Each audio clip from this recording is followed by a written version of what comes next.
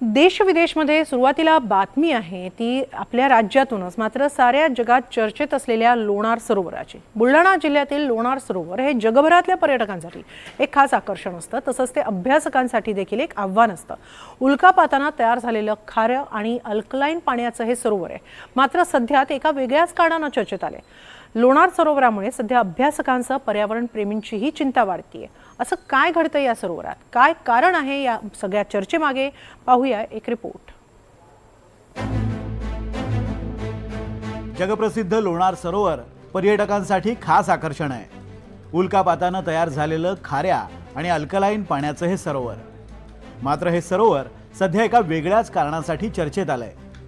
लोणार सरोवरातील पाण्याची पातळी दिवसेंदिवस वाढत चालली आहे, त्यामुळे पर्यावरण प्रेमी आणि अभ्यासकांमध्ये चिंतेचं वातावरण पसरलंय।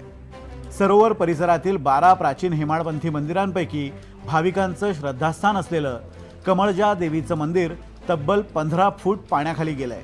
यापूर्वी हे मंदिर कधीच पाण्याखाली गेलं नसल्याचं स्थानिक म्हणतायत। पाणी पातळी वाढतच चाललेली आहे। गेल्या अनेक वर्षापासून लोणार सरोवराची पातळी एवढी कधीही वाढली नाही आणि हा खरंच चिंतेचा विषय आहे। आम्ही वारंवार प्रशासन शासनाला सांगत आहोत, परंतु अद्याप कुणीही त्याच्यावर दखल घेतलेली नाही, कोणी शब्दही बोलायला तयार नाही। असंच जर झालं तर लोणार सरोवराचं जे नैसर्गिक महत्त्व आहे ते नक्कीच कमी होईल व त्याला धोका निर्माण होईल। जगप्रसिद्ध जगातील बेसॉल्टिक रॉकमधलं एकमेव सरोवर इतकं फेमस असूनही त्याकडे का दुर्लक्ष होतं, याकडे गांभीर्याने लक्ष देण्याची गरज आहे। तो म्हणजे जवळपास 52,000 वर्षापूर्वी उल्कापातामुळे आपलं लोणार सरोवर हे तयार झालं। तिथे एक अचानक गड्डा पडला आणि त्या गड्ड्यामध्ये असलेलं पाणी हे समुद्रासारखं अतिशय खारट आहे। त्यावर अनेक संशोधन झाले आणि जगातील हे एकमेव उल्कापाताचं मुळे तयार झालेलं सरोवर आहे। पण चिंतेची बाब अशी आहे की या पाण्याची पातळी सरोवराची ही अतिशय झपाट्याने वाढत आहे आणि ती एवढी झपाट्याने वाढत आहे की तिथे असलेले पौराणिक मंदिरं हे त्या पाण्याखाली जात आहे। तेव्हा शासनाला अशी विनंती आहे की त्यांनी या अचानक होणाऱ्या पाण्याच्या वाढीमध्ये काय आहे याचं संशोधन करावं। सरोवरातील पाण्याच्या पातळीत झपाट्यानं वाढ होण्याचं नेमकं कारण समोर आलेलं नाहीये।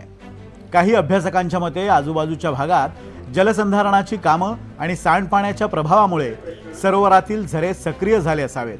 परिणामी सरोवराच्या खारपटपणात घट होऊन पीएच स्तर कमी झालाय।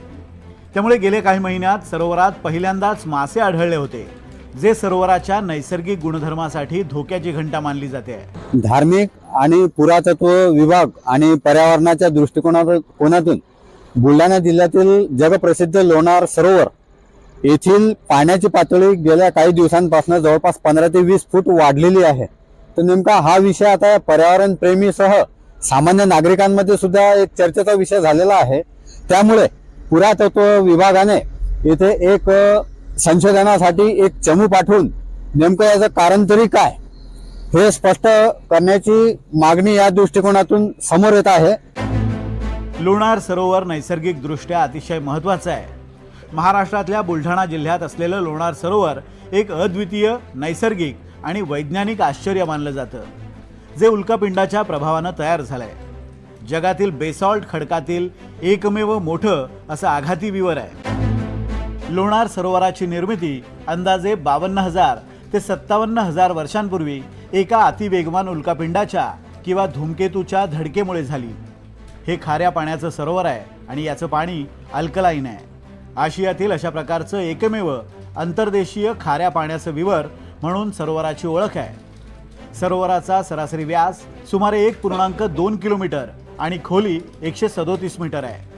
परिसरात शॅटर कोन्स सारखे विशेष खडक आढळतात, जे उल्कापाताचा पुरावा देतात। मंगळ आणि चंद्राच्या पृष्ठभागाचा अभ्यास करण्यासाठी शास्त्रज्ञ लोणार परिसरातील भूगर्भीय रचनेचा अभ्यास करतात। लोणार विवर हे वन्यजीव अभयारण्य म्हणून घोषित करण्यात आले, जे परिसंस्थेचं जतन आणि संवर्धन करण्यास मदत करतं। राष्ट्रीय जिओ हेरिटेज मॉन्युमेंट म्हणूनही लोणार सरोवराला स्थान आहे। 2020 मध्ये लोणार सरोवराला रामसर स्थळ म्हणजेच आंतरराष्ट्रीय दर्जाचं महत्त्वाचं पाणथळ क्षेत्र म्हणूनही घोषित करण्यात आलंय। 2020 मध्ये लोणार सरोवराच्या पाण्याचा रंग हिरव्यावरून गुलाबी झाला होता।